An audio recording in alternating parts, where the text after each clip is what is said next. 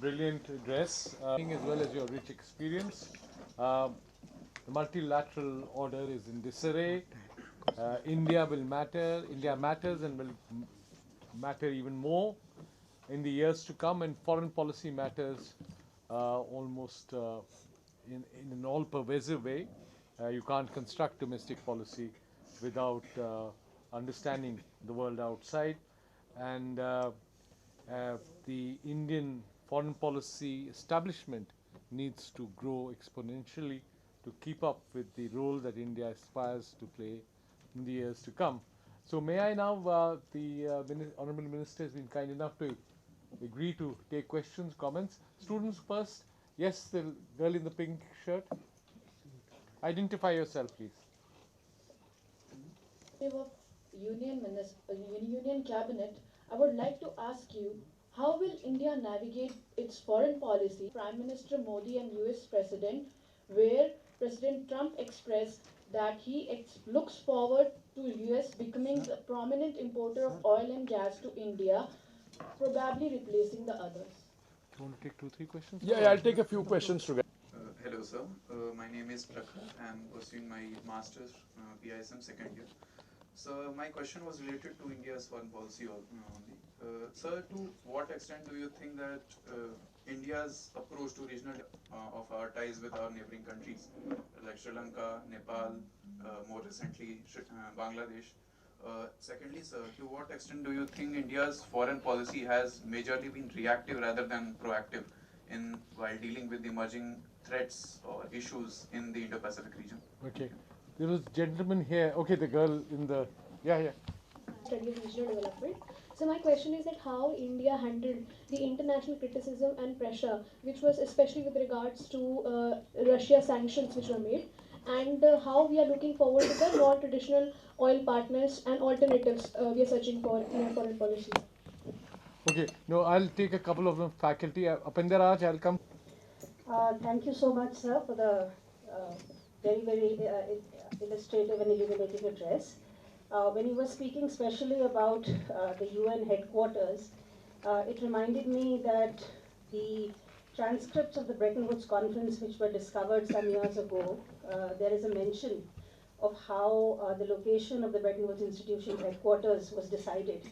And when John Maynard Keynes sent message to Harry Dexter White saying that ask them to give one to us and keep one, so that one headquarter could be in US and one in UK.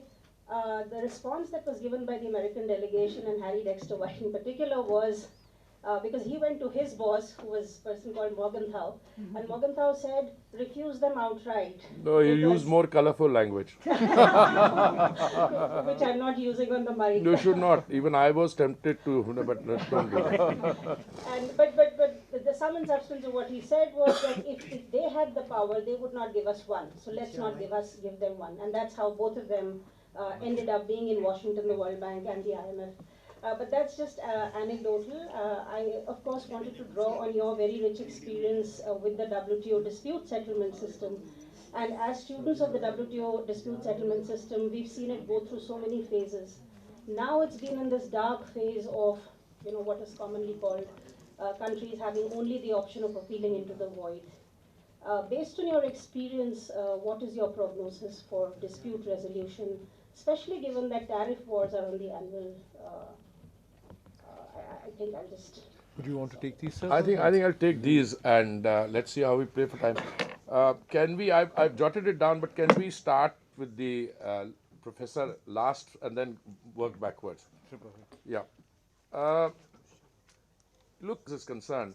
There is actually a book which I remember. Suddenly it came back. It's I think called The Act of Creation. I probably have it, and I have one of the better libraries. So I should say that. So. Let me have a look at that. But this exchange you are referring to is not in that book. It's in another book. If you can give me the citation, I'd like to go through it, because I have also been told about this by somebody very knowledgeable, and Morgenthau's language was much more colorful instead of refusing that. Look, the one point I left out in my mental bullet points which I had was that in international relations, and in the conduct of foreign policy, unilateralism is seldom the preference even of the very strong.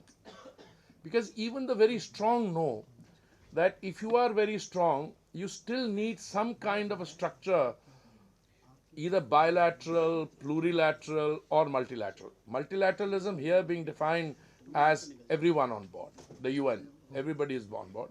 Plurilateral, smaller groupings, and bilateral, 2 and 1. The problem is that if you did not have the UN, or if you did not have the WTO now, you still have to invent one. Now, what is the essence of trade negotiation? Let's say we have 100, 150 people in this room, hypothetically. I negotiate a bilateral trade deal with you, and then we apply the most favored nation principle, and the benefits of that trade negotiation between you and me are extended to everyone else in the room who are members of the multilateral trading system. So what do? If I and Amitabh negotiate, say, a 20% tariff on something, and we then, everybody else becomes entitled to the 20% tariff, that's an entitlement. Now, tariffs are of two kinds. One of them is a bound rate. That is, when you and I negotiate something, or Amitabh and I negotiate something, there's a bound rate. I cannot raise it beyond that in any case. But I could have a situation where my bound rate is 60%, and I decide from 60 I can, my bound rate is lower, but my effective rate is higher. So from the effective rate, I can bring it down to bound rate. The new approach, you see, WTO dispute settlement per se, one could argue, if I were an academic, I could argue that since the time that the US pulled out of the appellate body, in effect,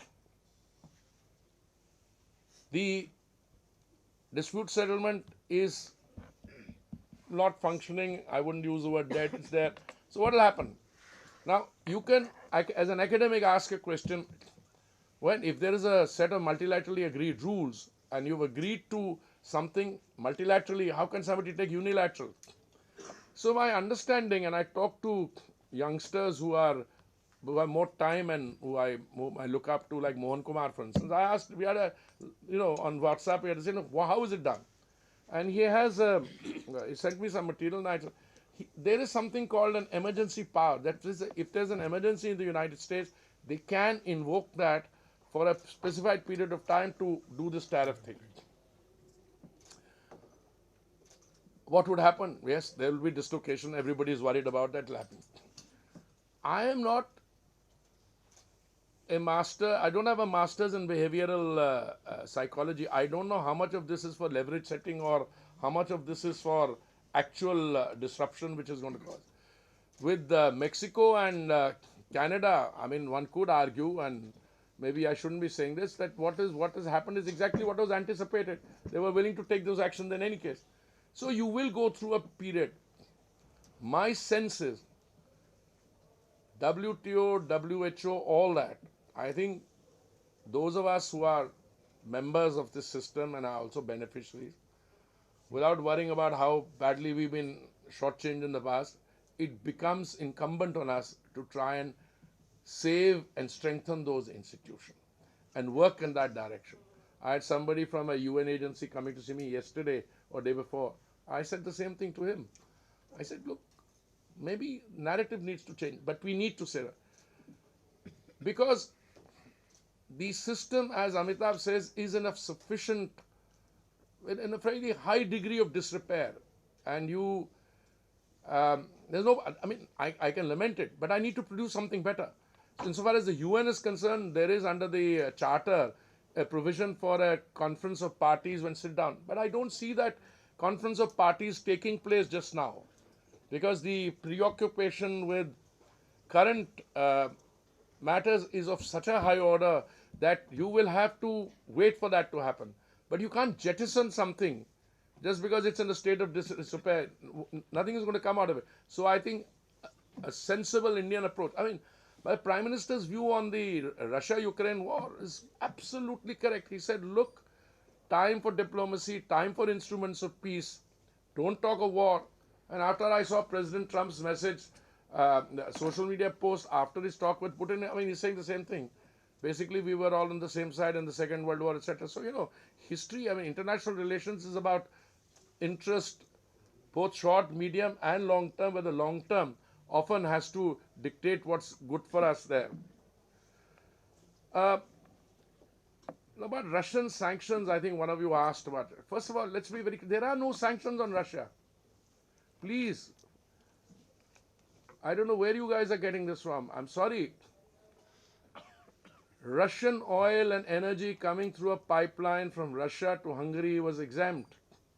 Russian oil and gas going through a pipeline to Japan was exempt. All that we were asked to do is buy Russian oil under a price cap. And Amitabh and I are old friends. You know, he knows. When I'm asked to buy something cheap, I'm very happy. So 0.2% was our total, it went from there, it went to 38%. We're not unhappy with it. Now 2 entities have been put and the shipping fleet is under this thing, so and so. But let me tell all of you who are asking questions about oil, there is a fundamental undercurrent, which is that more and more oil is coming on the international market. There has never been a shortage. I mean, prior to all this hullabaloo, we were getting 102 million barrels a day, 102 million barrels a day. OPEC did some production cuts, so they reduced it from 102 million barrels a day to 97 million barrels a day. But after all that, even with those 5 million barrels being taken off the market or production cut, more and more oil coming on the international market from the Western Hemisphere. By the Western Hemisphere, I mean Brazil. It used to produce 3 million barrels a day. It's producing now another 140,000. Argentina, Guyana, Suriname, Canada, United States is one of the largest producers, perhaps the largest. It was producing 13 million barrels a day. Today they've decided to produce another 1.5 million barrels. So there's no shortage of oil. What is my position? My position in navigating is I'll buy from wherever I get the most effective and reasonable price. We float tenders at the point of importation. Whoever wants to sell to us delivers at our point. So I have no anxiety on that. Somebody says, aren't you feeling the pressure? I luckily work for a boss who does, mind is not wired to get pressure. Mine has not been wired in any case, so that I get double insurance. So there's no shortage of oil in it. There's more and more gas coming on the international market. By 2027, I think the amount of gas availability is going to go up massively. So on oil and gas, I'm going to skip that. There's no issue. Has the deterioration of ties with our neighborhood, we are responsible? I haven't heard a bigger amount of BS than that. We have nothing to do with the deterioration of our ties. First, but let me get to that. No, I'll tell you why. Because I've been in the neighborhood and I've been in Sri Lanka and I know what we try to do in Sri Lanka to bring peace. All right? But there was this issue about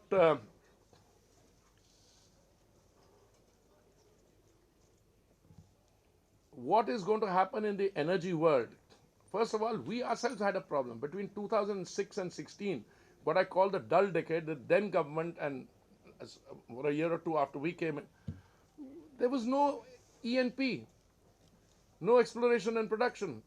As a result of which, this is a high cost, high intensity. Sometimes an offshore well costs, $100 million to drill. In Guyana, you dug 16 wells and you didn't find any oil. Then on the 17th one, you struck gold. So I've been saying, there are many Guyanas waiting to be found in the Indian Ocean, in the Andaman Sea. So today, our approach to energy is different. We've changed our law. It was passed in the Rajya Sabha. I'm hoping to get the new law enacted in the Lok Sabha early next month. We had a 1948 law which talked about, mining and quarrying, and your petroleum licenses were part of the 1948 law. We produced another one for that in 1976 or something, but it's still under the 1948 law. So we changed all that. By the way, we also went from production sharing agreements to revenue sharing agreements. We have gone, by the way, we sit down with our investors and say, hey guys, it's not the old India. Here, if you have a problem, let us know. We are willing to talk to you. We're willing to tweak our laws and make it worth your while. We have an arrangement with Petrobras of Brazil for seismic surveys in the Andaman Seas with Oil India. And we told them, I know you don't want to make a commitment. Come and give us your expertise. We'll compensate you for your technical assistance. And if we strike gold, you'll have the right to first refusal.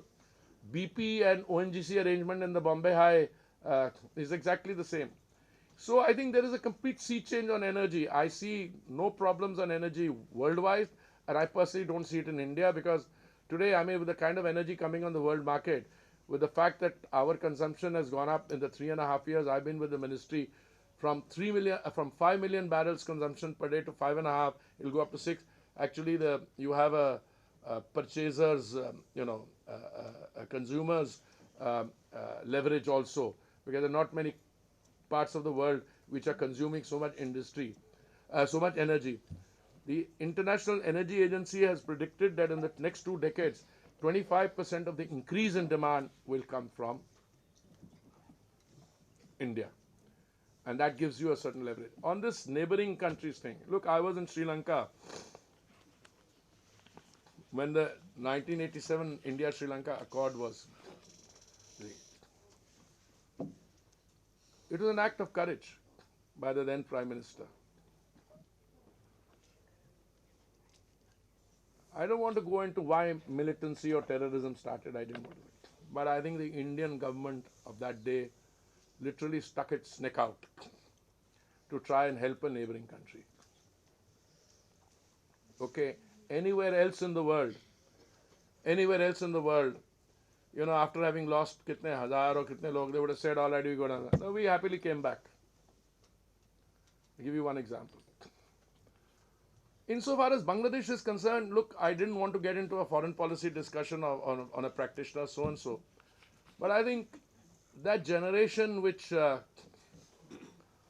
Amitabh and I remember it, it's more his and my generation. But in Bangladesh, that generation seems to have forgotten what the Indian role was. Again, we happily, extracted ourselves from that. I don't want to, I think it's a little premature as to whether USAID only funded voter turnout in India, or I have my friend here who will do a research paper on this. Where did that, I'm only talking about one head, who happened, what happened, etc. But I think our role, whether it is Sri Lanka,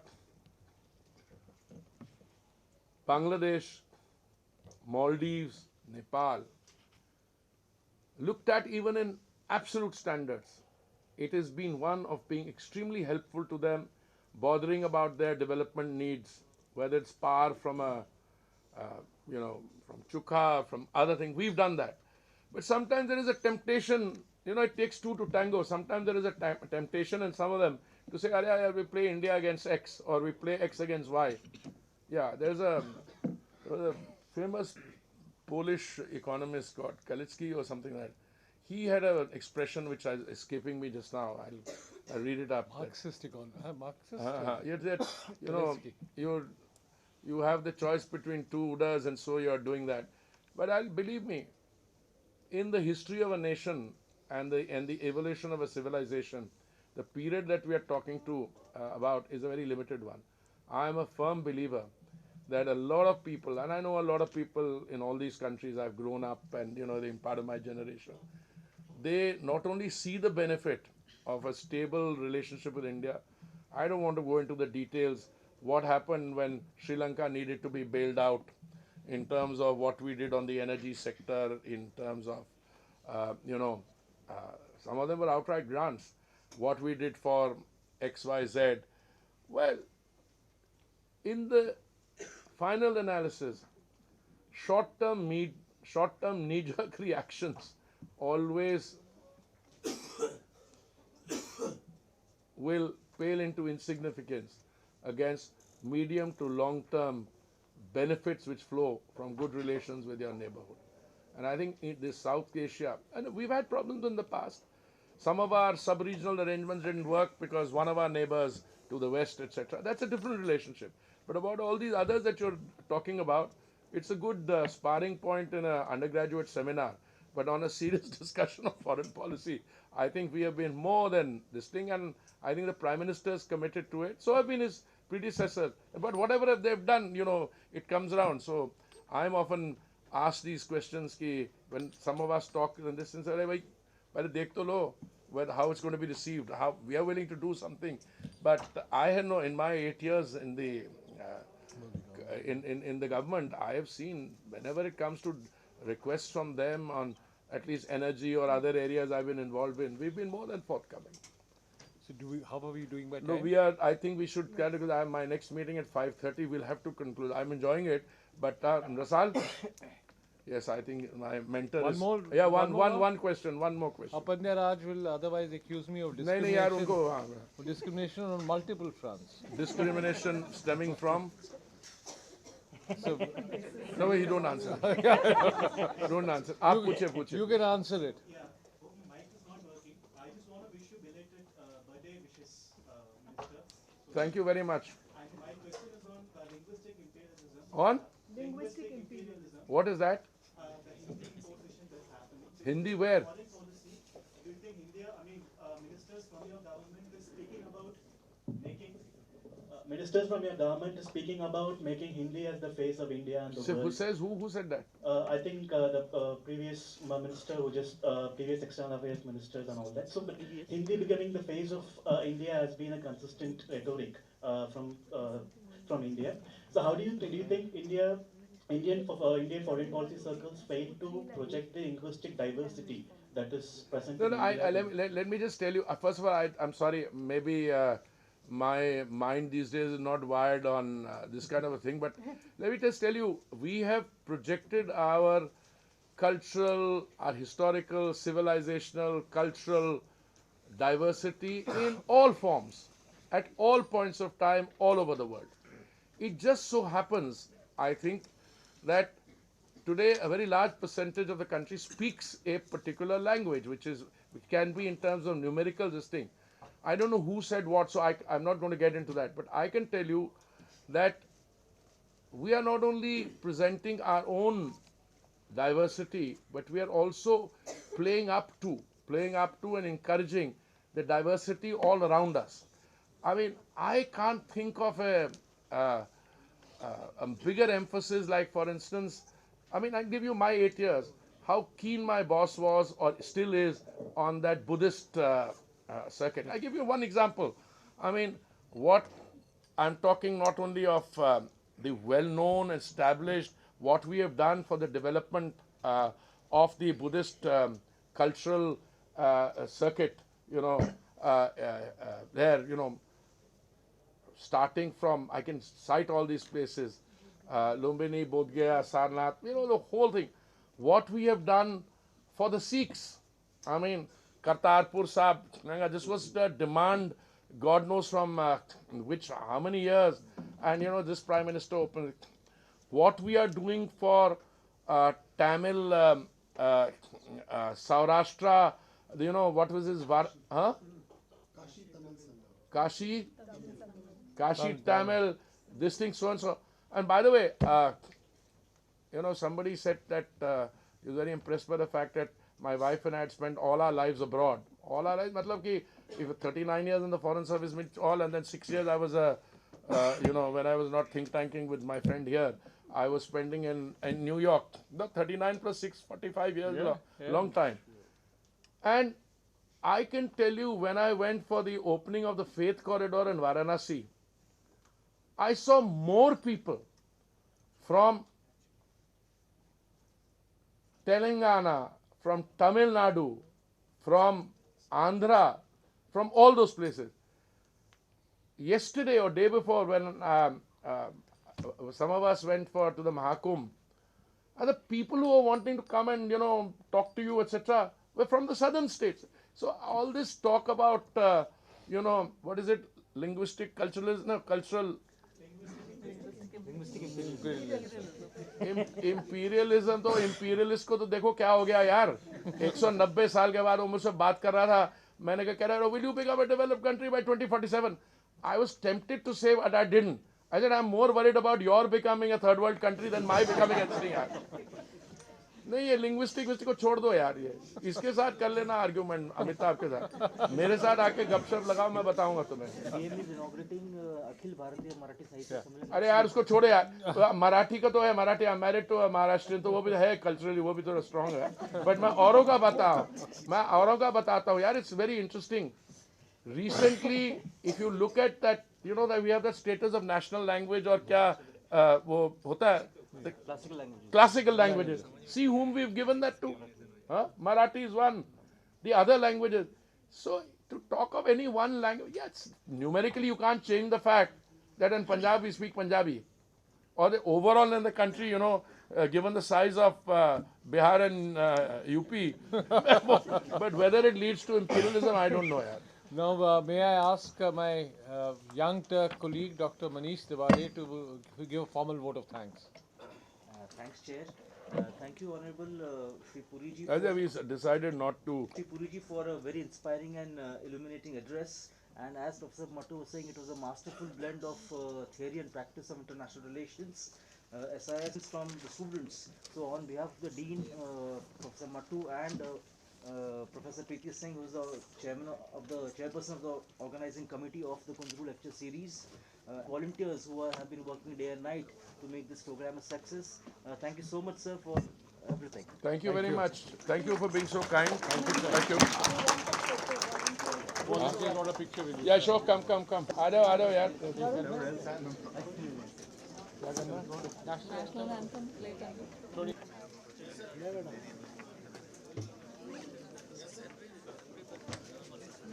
रुक जा भाई, क्या कर रहा है?